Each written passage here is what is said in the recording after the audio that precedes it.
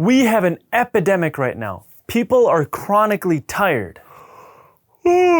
Sorry, what'd you say? According to a 2022 NHI survey, 13% of adults in the US reported feeling very tired or exhausted most of the time over a 3-month period. And this meta-analysis from 2023 found that 20.4% of adults worldwide have general fatigue. Luckily, there are some natural, really simple things we can start doing to improve our energy levels. So I'm gonna go over 8 of them today. Number 1 is sleeping correctly. Now, if you're gonna pick just one thing to change, I would definitely choose this one because I think it is probably the most important thing we can do to improve our energy. Let's face it, people are not sleeping great. The rates of sleep disorders like sleep apnea and insomnia are going up. Without good sleep, it is impossible to have good energy. Yeah, you can use your caffeine or your energy drinks, but those are really only a temporary fix. They're never gonna really fix the problem. And then your body will just keep relying more and more on these energy substitutes without actually fixing the underlying issue. Now, I made a pretty detailed video on how to naturally improve your sleep. So I'm gonna put a link to that in the description below, so make sure you check that out. But the first thing you gotta focus on is getting those 8 hours a night. This is not the only thing when it comes to good sleep,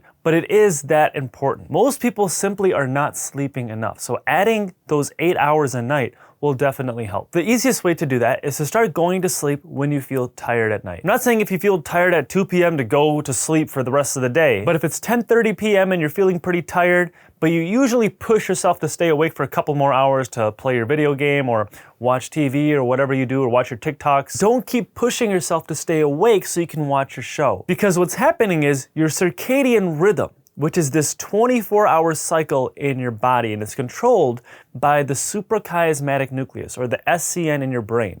That is telling you to go to sleep at 10:30 or whenever you get tired. But instead, if you keep delaying this, not only are you gonna get less sleep if you have to wake up early, but your circadian rhythm doesn't wait for you. I'll make this a little bit more simple. So you get this molecule called melatonin, and it's secreted at nighttime in response to darkness. And this melatonin is a signal for your body to go to sleep. Now, this melatonin is also controlled in this 24-hour cycle.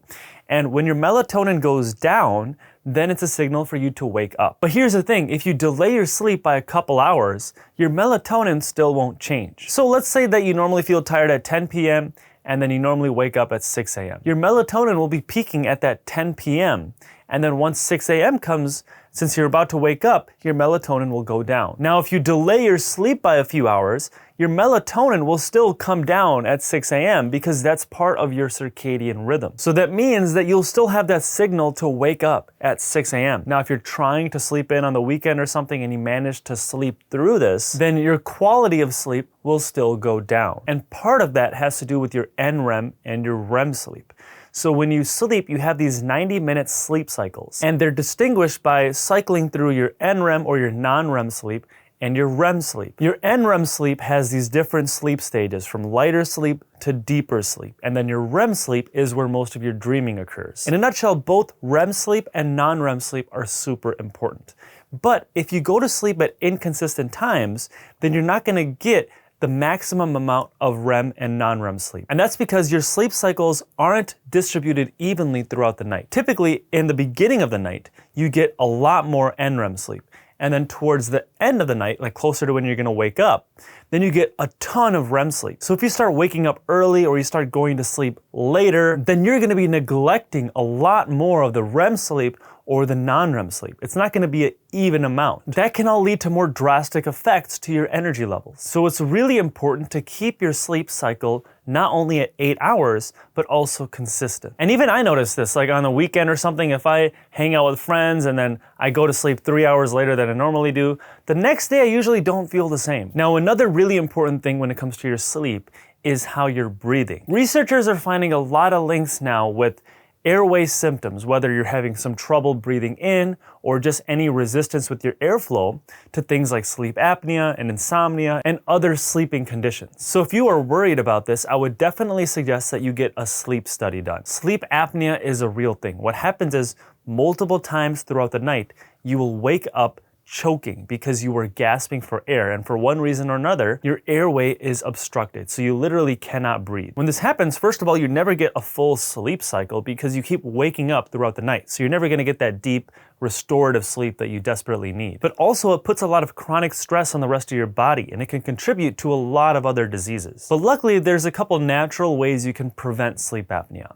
And they really involve forcing yourself to breathe through your nose all night long. The two things I would recommend are using a mouth tape and a nasal dilator. So the mouth tape that I like is something called 3M micropore paper tape. It's literally just a medical grade tape that you can rip off and put a piece over your lips to help encourage nasal breathing. And the nasal dilator that I like to use are Breathe Right strips, which is just literally a piece of tape that goes over your nose that helps dilate your nose. You can also use an internal nasal dilator. For example, the brand I like is something called Mute, which is literally this clip that you put on the inside of your nose and you can crank one side open. The cool thing about a nasal dilator is if you ever have any nasal obstruction or anything, it'll help keep that open. Now, the reason that breathing through your nose is so important is because, one, breathing through your mouth can literally cause sleep apnea. If you're lying on your back and your mouth is open, first of all, that jaw being open is going to constrict your airway, and also your tongue can start to fall back.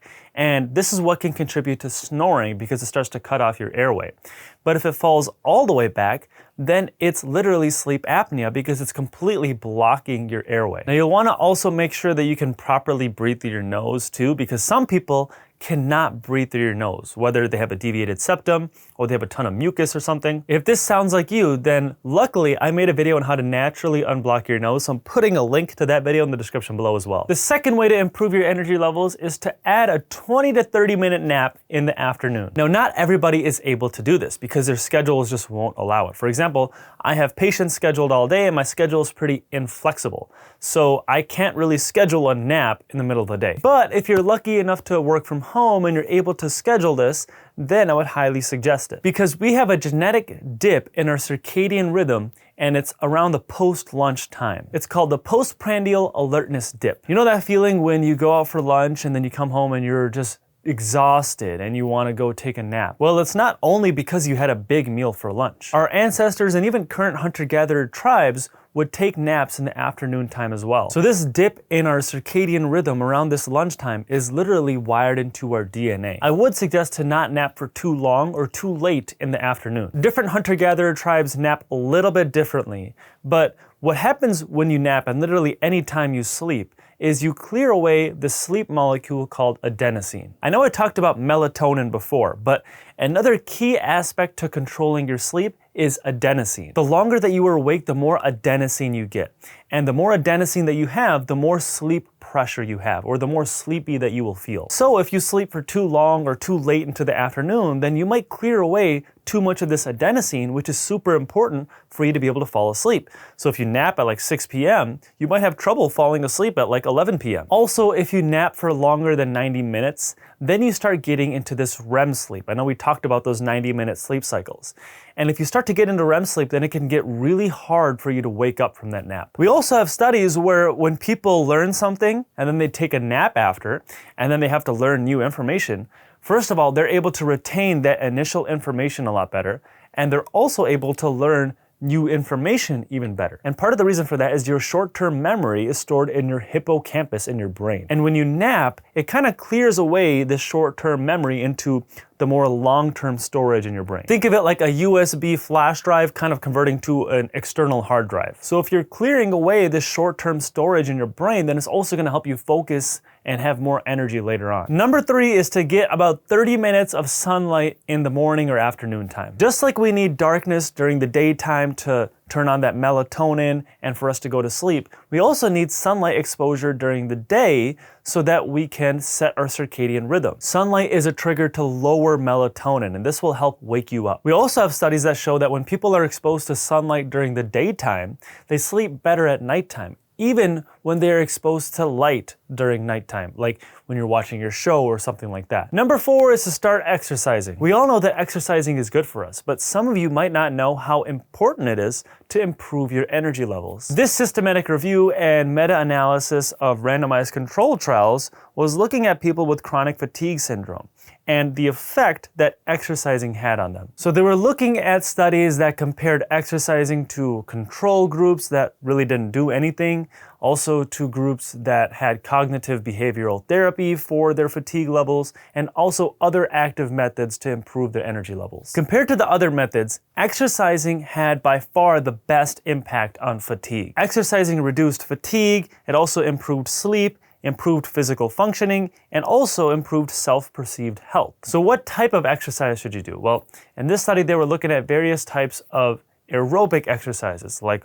walking, swimming, cycling, and dancing. But they also included a study that had anaerobic exercises. These are things like sprinting or weightlifting. And the intensity of these exercises also varied from being really low to very high. The bottom line is, if you don't already exercise, any form of movement will improve your energy levels. And if you do already exercise, keep going and try to incorporate both aerobic and anaerobic exercising. I'm not going to get into what's the best time to exercise or what's the best ratio of anaerobic and aerobic exercises, because there are some different opinions on that. The bottom line is, if you're able to exercise and it's a time that works for you, I really would ignore all the critics out there. Not only will exercising improve your energy levels, it will also improve your other aspects of health, including your sleep, which we already talked about how important it is for your energy levels. Now, the fifth thing I want to talk about is some changes in your diet. The biggest thing is going to be avoid highly processed foods. Now, this can be a little confusing because processing of foods is not always bad. All processing of food literally means is just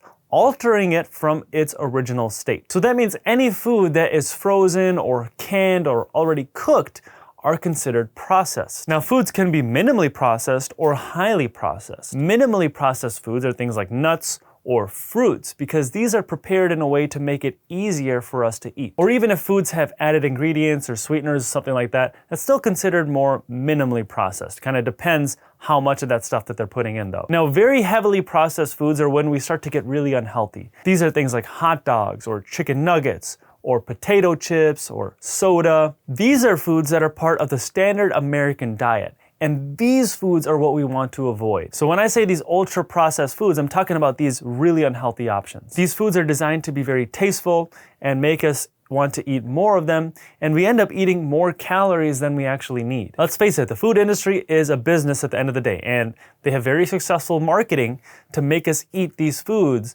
and make us eat more of these foods that we don't really need to eat. My recommendation would be try to make your own food whenever possible. For example, for my lunch, I try to meal prep it for the whole week so that I don't have to worry about going out and getting lunch from a different restaurant or something like that when I'm at work. I feel much better when I make my own food and I eat my own home-cooked food for lunch rather than going to Chipotle or something like that. Now, nothing against Chipotle, I'm a big fan of Chipotle, but still, whenever I do eat out, I tend to feel really lethargic for the rest of the day. Now, you should also try to focus on getting whole grains, fruits and vegetables, and also protein whenever possible. I know there's a ton of different diet advice out there, but if you look at the actual data that's on humans, which is what actually matters, then these are the things that you should focus on. Now, this brings us to number 6, which is to keep drinking water. It's easy to not drink anything all day, especially if you're super busy all day. Now, just like anything, you can also overdo how much you're drinking of water, but I think most people aren't in that category. If you're dehydrated, it can really cause you to feel fatigued and even change your mood. So my tip would be to keep a refillable water bottle with you all day. Now, if you're gonna do this, I would avoid a plastic one. I personally use a metal one. I have this gallon jug that I carry around, and people make fun of me all the time, but I have a constant supply of water, so I'm never really thirsty. And I would also suggest to try to keep water as your main drink. Don't keep Coke or juices or other drinks that aren't water as your main source of liquid. You can even do sparkling water if you have to do something other than plain water. Now, with sparkling water, you want to try not to overdo it too much because it is more acidic, so it can also damage your teeth because it'll lower the pH in your mouth. But it's still better than a soda or something like that. If you're drinking water, I'm not gonna complain. Number 7 is to drink caffeine wisely. Now, I'm not telling you to go drink caffeine. I'm telling you to do it smarter if you already do it. Caffeine can be a great tool if you use it correctly, but it can also be detrimental to your sleep and your energy levels if you do it excessively or too late in the afternoon. The way caffeine works is it will block your adenosine receptor in your brain. Now, we talked before about adenosine, how the more adenosine that builds up, the more sleepy that we will feel. So it's a really important molecule to get good sleep. But if you drink too much caffeine or drink it too late into the afternoon, then when we're trying to go to sleep, this adenosine molecule will still be blocked because of this caffeine. And then it can make it a lot harder for us to go to sleep. And you want to be really careful with coffee because it has a really high half-life. It can have a half-life up to 6 hours. So that means if you drink a cup of coffee at 6 p.m., that's equivalent to drinking half a cup of coffee at midnight. Now, some of you may say that, oh, I can drink a cup of coffee and go to sleep just fine. But if we were to scan your brain, we'll see that you are not getting good quality of sleep when drinking coffee. And you also don't tend to get as good deep sleep, which again is really important for restoring our energy levels and making it so we don't rely on that coffee the next day. Because instead, if you get to this cycle where you start drinking coffee too late or too much coffee, you start relying on it over and over. Number 8, the last thing on my list is to add some stress relief throughout the week. This study found that when people go to their doctor for exhaustion disorder or when they're feeling exhausted, they also tend to go to the doctor for stress-related complaints before that. They also mentioned in this study that if you address these stress-related factors early on, then it can prevent the development of their exhaustion. Now, I know it's not as simple as me telling you to stop being stressed, but it is important to find ways to help you relax throughout the day. Whether it's reading a book or going for a walk or meditating or going to the spa, all of these can help lower your cortisol, which is your primary stress hormone. So thank you guys for watching. I hope one of these tips helped you. And if you have another tip that improved your energy levels, let me know in the comment section below. Part of growing up is getting those metal brackets on your teeth to help straighten them, or if you're bougie, getting that Invisalign or other clear aligner that you don't really see as much. But what if there was a way to prevent getting that? For a while, we thought that having crooked teeth was just genetic and you're just born that way. But that doesn't really seem the case